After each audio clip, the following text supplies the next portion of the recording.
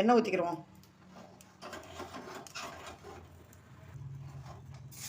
வெங்காயத்தை நீட்டு வாக்கில் அரைஞ்சிருக்கோமா, அதையும் நம்ம சேர்த்துக்கிறோம். நல்லா ஒரு கிண்டி விட்டுக்கிறோம்.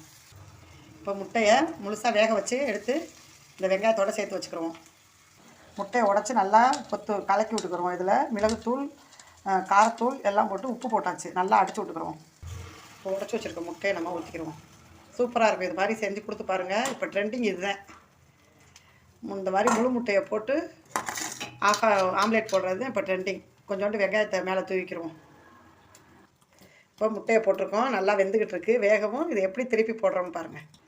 இப்போ இந்த ரவுண்டில் அப்படியே நம்ம தோசை கரண்டி காம்பை வச்சு அப்படியே எடுத்து விட்டுக்கிறோம். சூப்பர்.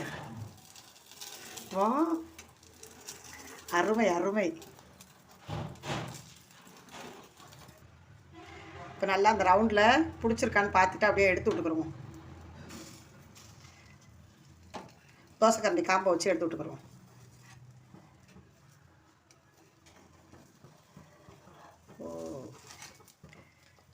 அப்படியே பரட்டி போட்டுக்கிறோம்.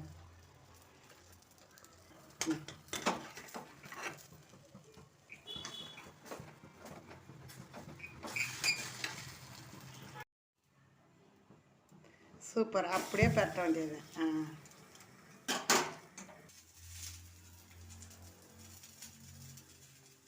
சைடெல்லாம் கொஞ்சோண்டு எண்ணெய் விட்டுக்கிறோம். இப்போ சூப்பராக நம்மளுக்கு ரெடி ஆகிடுச்சு பாருங்கள் முட்டை. வாங்க சாப்பிட்லாம்.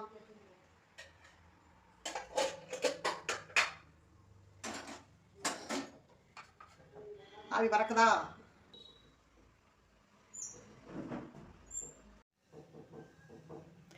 இப்போ நம்ம கட் பண்ணி சாப்பிட்லாம் வாங்க. இது மாதிரி முட்டை இருந்தால் நீங்களும் இது மாதிரி செஞ்சு கொடுங்க. ரொம்பவே சூப்பராக இருக்கும். வாவ்,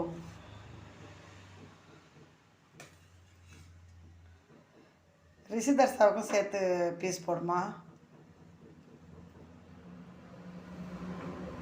அதை குறுக்க கட் பண்ணி கொடு. வாவ், முட்டையெல்லாம் சூப்பராக வந்திருக்கு. ரொம்பவே அருமையாக இருக்குது. சாப்பிட்லாமா? ஓகே ஃப்ரெண்ட்ஸ், இப்போ முழு முட்டை போட்டு நம்மளுக்கு ஆம்லெட் ரெடி ஆயிடுச்சு.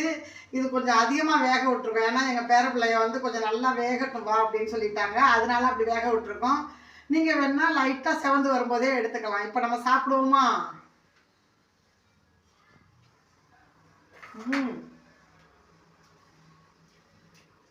செம்ம டேஸ்ட்டு. நீங்களும் இது மாதிரி ட்ரை பண்ணி பாருங்கள். செஞ்சு சாப்பிடுங்க.